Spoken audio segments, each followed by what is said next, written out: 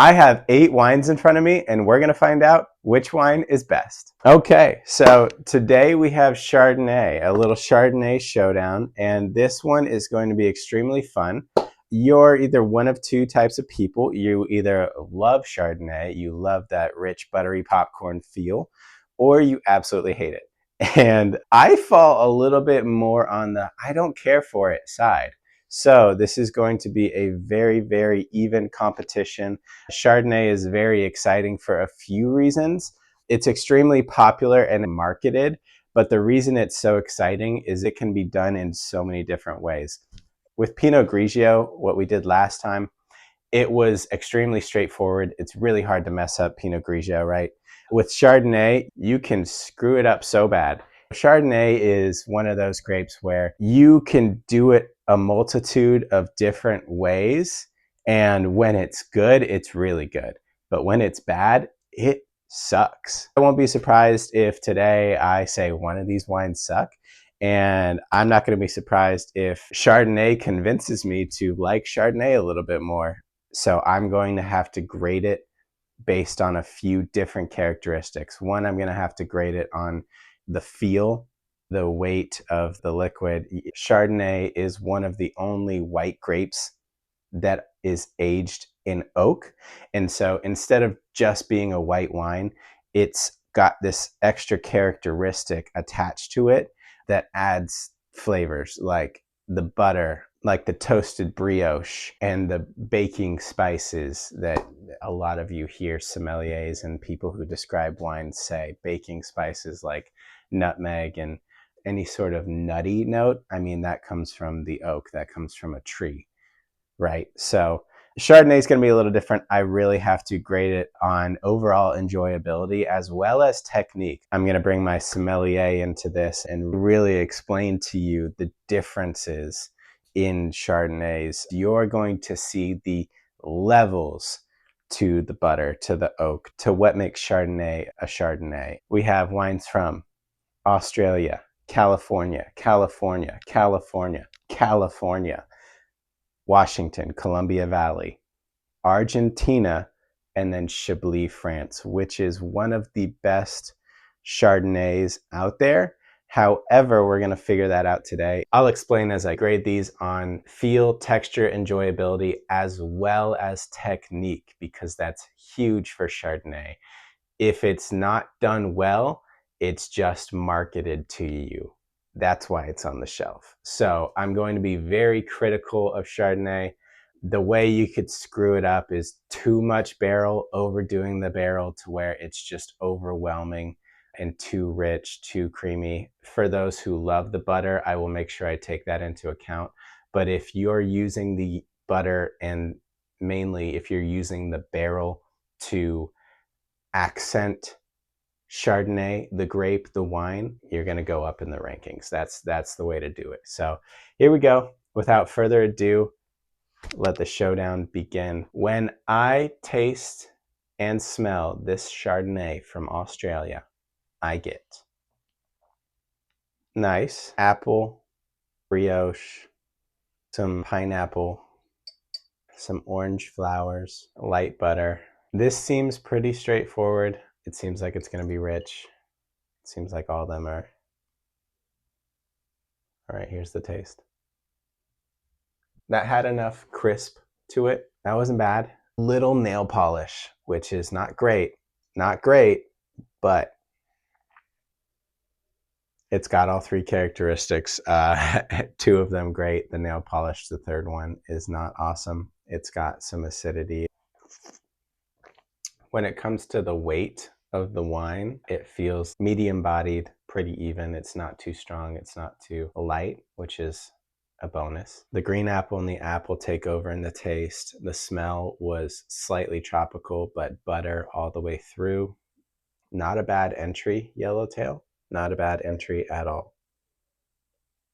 That was a great baseline. We're going to move into the toasted barrel. Again, this one's different because they toast the barrels with fire, and then it creates this distinct charred, toasted butter, toasted bread feel.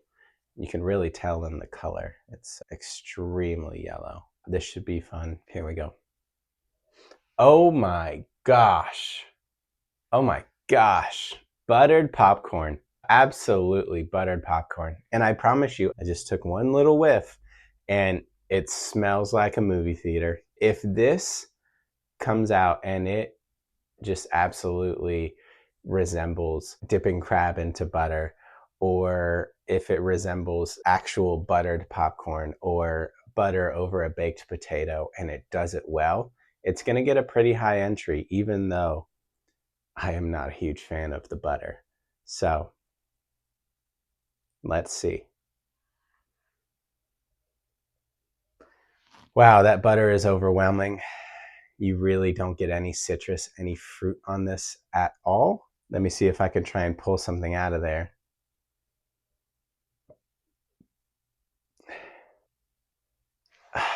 No, charcoal. Charcoal.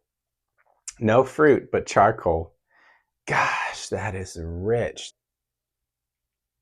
That's insane how buttery this is. This is going to be super interesting. Again, hit or miss on the taste, but the smell, very intriguing. Very intriguing. Okay, so here we go. There was surprising citrus on the entry.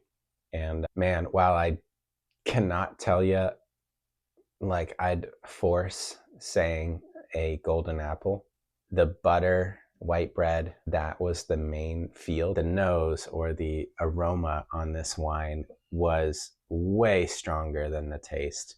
The taste was slightly underwhelming. The smell is going to go into its grade a little bit more than the taste here.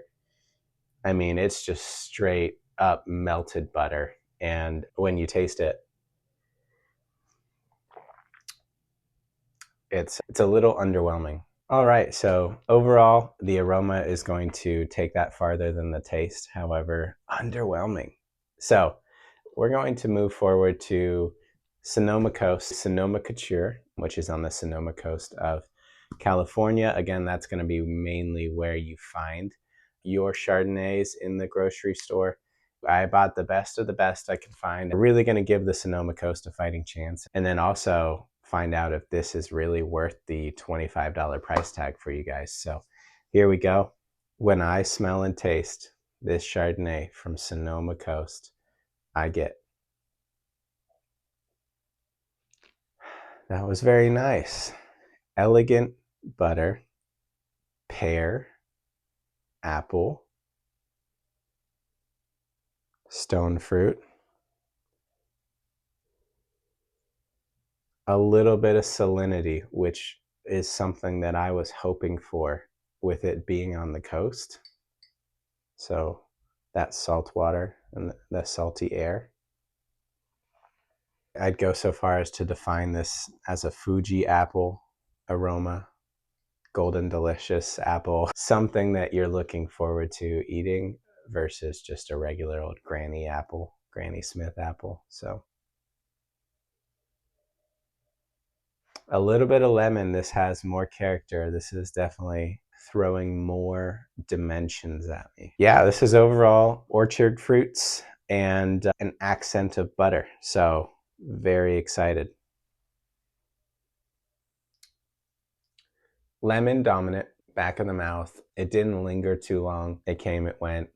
Lots of flavor. The butter, brioche. I would go so far as to say brioche. A very nice, tame, bready feel. That seems balanced. It was a little zesty with the lemon.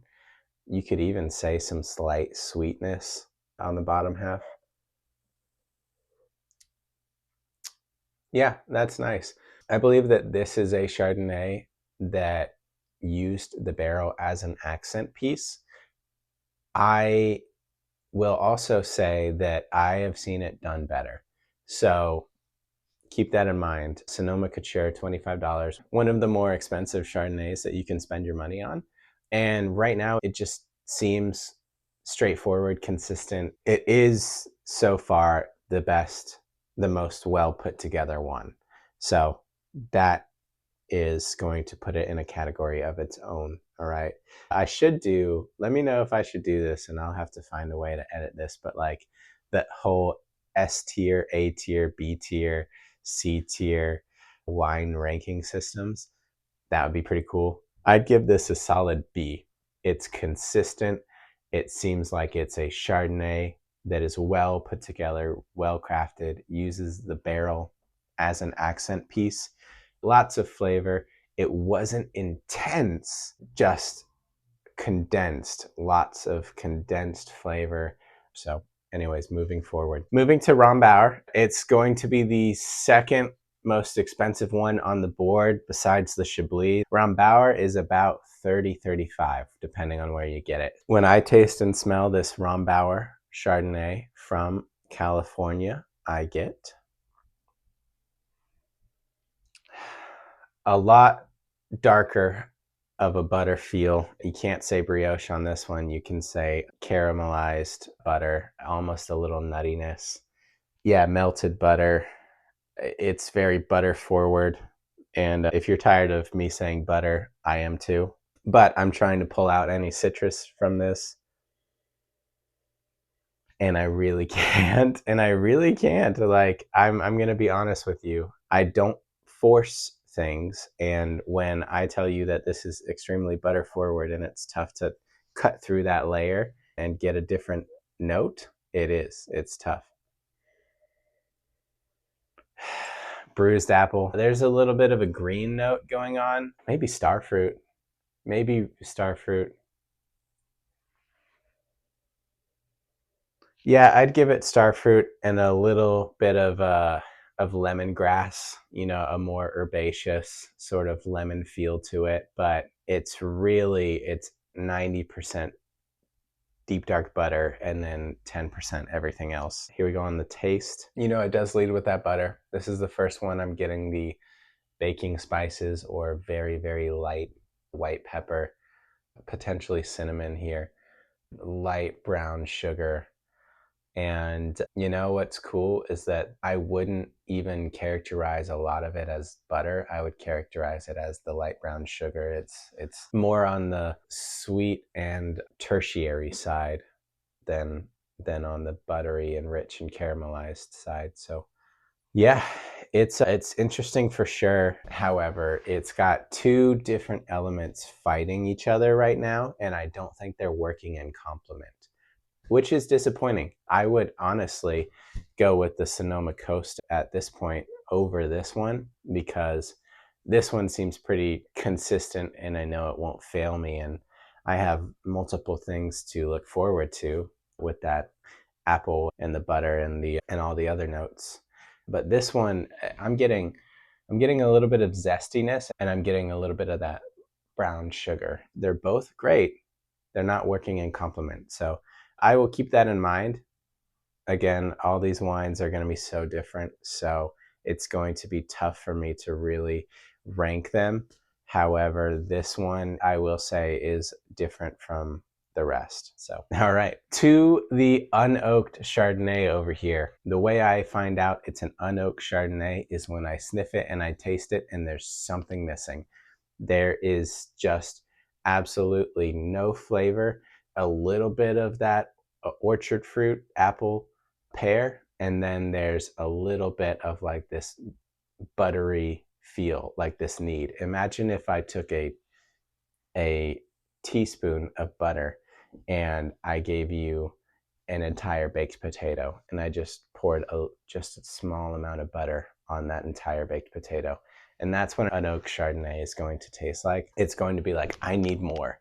Not a terrible thing. It pairs very well with light fish because that doesn't overwhelm the fish. I mean, if you're talking grouper, tilapia, any sort of white fish that you would invite butter onto the plate with, unoaked Chardonnay goes very well with because it doesn't overpower the fish, which is already hard to taste in the first place. When I taste this unoaked Chardonnay from California, I get pear forward, green notes, green apple, very interesting.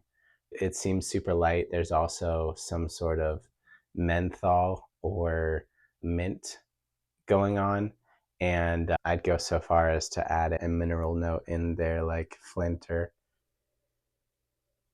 yeah, flint. It smells similar to a Sauvignon Blanc, and I would relate it to a Sauvignon Blanc over relating it to a Pinot Grigio instantly. So that's kind of cool. That's exciting. That might explain the Rombauer a little bit. I'm excited. Here we go. Yeah, what it is, it's a very ripe pear, and that's pretty much all you get. And it's actually a lot more flavorful than a lot of the unoaked Chardonnays that I've gotten. It's got the character of a very, very light Sauvignon Blanc, and only the melon part, only the pear.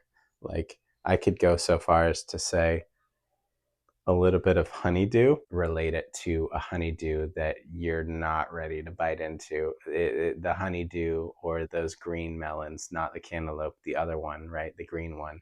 And you bite into that and it's hard and it's not supple yet.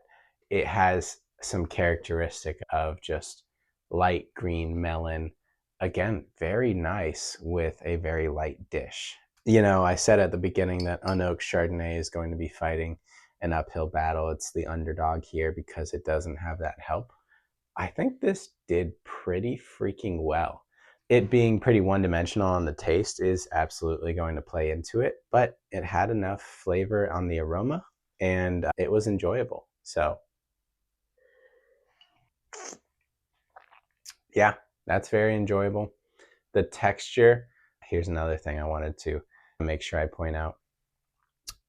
A huge reason why you taste it and you think to yourself, man, this needs more, is because the texture of Chardonnay itself is a little creamy. It's a little oily, and that is going to invite birds of a feather. So when you have a creamy textured grape, why would you not add more creamy texture to it with additional flavor, like the butter, like the barrel, like the oak? So that's the reason you oak Chardonnay for the most part. It can also be done extremely wrong and then just marketed to you, like this toasted butter one. I mean, look at that. That is, you're drinking liquid butter. So anyways, a pretty great showing for unoaked Chardonnay. It definitely surprised me. Now, moving out of California, when I smell and taste this Chardonnay from Columbia Valley, Washington, I get,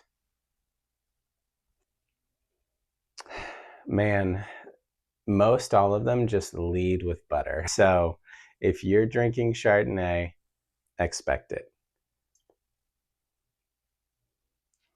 Butter, Granny Smith apple, it does lean green.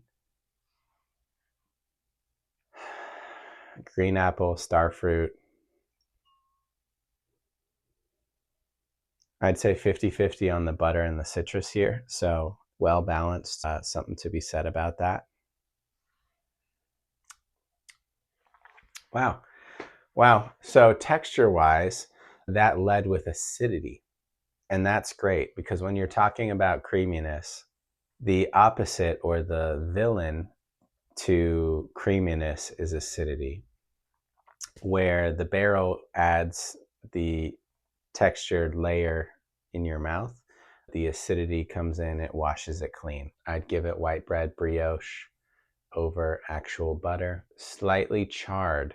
Okay, so there is a sort of foul taste in the back of my mouth. Hold on. Yeah, there is a sort of smoky, peaty, peat. If you don't know what peat is, it's like charcoal. I'm not sure if they toast their barrels here, but it seems like if they don't, it somehow showed up, or the barrel's not great. And I had some pretty high hopes on the first intro to this wine, but the more sips I took, the worse it kind of got. Let me, one more time. The back end, you just get that smoke. I don't know. Chateau Saint Michel is a very popular vineyard. They're front facing on every grocery shelf. I'd go so far as to say that's a little flawed. That's going to rank kind of low. Wow. It just didn't show up, man. It didn't show up. Moving on to Argentina. I have no idea what to expect from Argentina. It's a warm climate that has some pretty high altitude and some cool winds at night. So it could go either way here. It can go tropical or it can go citrus. And then we have Chablis. When I taste and smell this Chardonnay from Argentina, I get, wow, that was loud. That was loud with all the wrong things. That was loud with white smoke and gasoline and not great. And wow, charcoal. Shoot, man. This is a huge example of the barrel not doing a service for the Chardonnay. The barrel is getting in the way of the Chardonnay right now. Like I absolutely preach, you are being sold on Chardonnay or sold on the reputation of Chardonnay itself. And in many, many, many occasions, there is a bad yield. It is not a good grape. It's not a good Chardonnay. It's not a good Pinot Noir. And they just add the barrel to it, try to save it. They put it in a blend and they try to save it with another grape. And then you're over here spending 15 to $20 on a grape that's worth two. So initially, just based off the smell, this is not impressive and I'm a little bit upset. We will see about the taste, but I'm upset. They are trying to use the barrel here to save face. And it's something I preach in my course throughout, and it's showing up right here right now. So all right, all I get is gasoline, all I get is white smoke. If you want to say a fruit, I'd give it green apple, but that's pushing it. So here we go. It's vegetal. There's not much flavor behind that. The barrel is playing a little part of this taste, and I will give it the fact that the smokiness, the gasoline, the charcoal, that didn't show up in the taste. It's just a slight amount of butter. So it, as much as I ragged on it on the smell, I can't completely bury it in the taste. Other than that, it seems a little zippy. It seems a little watered down too. Unbalanced in the sense that it's too sharp without any resolution. If you have a really sharp grape and it's a Chardonnay and you have the opportunity to mellow that out and you go cheap on the oak barrel or you go cheap on whatever else happened here and there's not even any texture to calm down that zippiness, then I think you did a bad job making this Chardonnay. And Argentina, I'm sorry, you have some incredible wines, but you are not doing Chardonnay like they do in Chile or anywhere else. I'm disappointed. Finally, when I taste and smell this Chardonnay from Chablis, France, I get, whew, wow. I mean, it's a much sweeter feel than all the other wines. I'm getting hit with a little bit of apple pie here. Bruised apple for sure. And you might even take a step forward and say apple pie, even with the crust. Pineapple. Wow, that's cool. Okay. Not much citrus at all. I could not say lemon or lime here. There's a little vanilla whipped cream going on. The butter is not buttering, it's whipped creaming. And don't quote me on that. Don't take that out of context. But overall, it's a pretty different smell than the rest of these. It's very exciting in that sense. Very orchard forward, apple forward, vanilla. This is, more than likely aged in a French oak barrel. That's going to give it a little bit different of a texture, taste, and feel compared to the rest of these. Smelling it side by side to 7 other Chardonnays, it's noticeably different. Yeah, cool. Let's do this. Okay, so high strung acidity, the bruised apple rung true, the vanilla rang true. I could say that this was biting into a very rich, ripe, bruised apple almost, and then you spray a little bit of whipped cream on top. You know, I can't go as far as to say that this is an apple pie. It would need to be a little bit more rich to reach that echelon. However, it's got a lot more depth than the other ones. The apple is the star of the show here, and the oak is the accent piece. And so that speaks to the technique, and that's going to make a difference in the rankings. However, none of these, this was the first one that was a little different, but none of these really wowed me. I hoped that today Chardonnay would have convinced me that I'm missing out. And it didn't. It didn't. So I'm going to go into the rankings extremely critical here. All right, I'm ready to rank them. In 8th place is going to be, obviously, Argentina. You absolutely did it wrong. I'm a little upset. I even spent $10 on that. So 8th place, pretty easy. In 7th place, Chateau Saint Michel. I was disappointed in the back end flavor where it just kind of got interrupted by a little bit of white smoke and peat and smokiness that just kind of screams cheap barrel to me, overused barrel. That barrel has probably aged a million Chardonnays before it aged this one. So that just screams mass production to me. Disappointing. This one has earned its 7th place slot here. In 6th place, we are going to put, don't hate me, Rombauer Chardonnay from California. That just goes to show you that wine and price are relative. It just really varies, and you can really spend a lot of money and get a pretty shitty wine. That's a tough pill for me to swallow because I really do like the Rombauer Sauvignon Blanc. I think they do a great job at Sauvignon Blanc. However, the reason I put it in 6th place here is because I think it had 2 bold flavors that conflicted rather than complemented each other. It was just lime zest and then brown sugar. And it usually when you say stuff out loud, it sounds better than it does. I don't know if you're about to go cut a lime in half and then pour brown sugar on it and then bite into it and tell me it's great. But if you do, please leave a comment because that's what's going on here. And it's a tough 6th place for Rombauer. In 5th place, we have Toasted Barrel Chardonnay. Remember, this is the you're drinking butter one.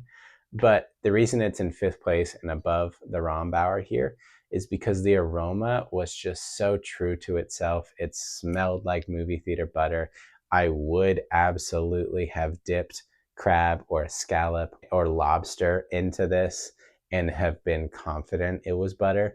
And then on the taste, it really, really surprised me in a good way with how like citrusy it actually was. Just that pleasant surprise earned it a spot above. So well done. In 4th place is also a very pleasant surprise. It's going to be your unoaked Chardonnay. It didn't overwhelm anyone. It wasn't trying to be anything it's not. It was just straightforward with a ripe, juicy, luscious pear. You take a bite, you're freaking happy. This was incredibly flavorful for unoaked Chardonnay. Well done. What an underdog story.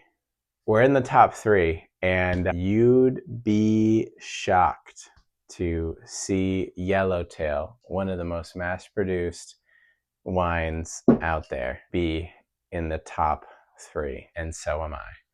But your top 3 here today are the Chablis from France, the Sonoma Couture, Sonoma Coast Chardonnay, and then the Yellowtail Chardonnay from Australia. And I think everyone and their mother is going to expect me to put this Yellowtail at 3rd place. And I'll tell you what, I'm going to do it. Yellowtail Chardonnay takes 3rd place. The reason it really doesn't beat either of these two, but I can definitely say it beats the rest of these. It acted like a Chardonnay. It had pear, peach, tropical fruits, a little pineapple even. And that's a very pleasant style of Chardonnay. And then it's accented by the barrel. And the barrel didn't overtake it. 3rd place, Yellowtail Chardonnay. Well done. That's all I'll say about it. This is going to be tough, guys. This is going to be tough. It's kind of like on the spot.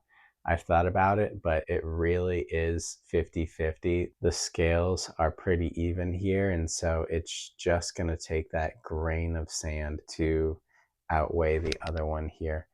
Therefore, your winner for the Chardonnay, which wine is best, showdown, is going to be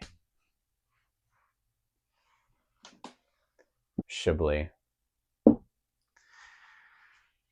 The Chardonnay Chablis from France. And with this entire showdown, or this entire ranking of Chardonnay, the number one factor is that there's no right way to do Chardonnay. Chardonnay is like an egg. And if that sounds gross, stick with me. Eggs can be cooked in so many different ways. They can be scrambled, they can be boiled, they can be over easy, sunny side up, they can be French style, where you just thinly layer the egg over and over and over again, and it's very delicate. You can make an omelet out of it, you can make a scramble, you could even microwave that bitch. And it seems like Argentina microwaved their shit. So you could do Chardonnay in all these different ways. The real deciding factor is enjoyability. And while Sonoma Couture pulled its weight, it was a trifecta of all 3 elements, the butter and the oak, right? And then you have the citrus and the orchard. So your apples and then your lemons and limes. And it was just extremely well balanced. It deserves a spot in the top 2. But the Chablis was very enjoyable. And again, the deciding factor here was using the barrel as an accent to complement the Chardonnay, not get in the way, and not to save face, not to save the product and then slap a $20 price label on it when it's worth $5 and then sell it to you. So that's why Chablis wins. It was a $50 wine. This was a $25 wine. If I had to spend the money, I would have just spent it on this. And really, if I had to spend the money, I would have spent it on this freaking $5 Chardonnay from Australia. I will say, after this entire competition, that's the wine I would buy. Okay, so take what you want from that. That's your winner today, Chablis, France. Well done. Again, all these wines are in the description down below. You can buy all of them pretty much at Total Wine. I hope you enjoyed the showdown today. Leave a like, a comment. Again, my name is Zachary Hamel. If you want to check out my course, Same Day Wine Survivor, it's also in the description down below. And I will see you in the next one. Cheers. Peace.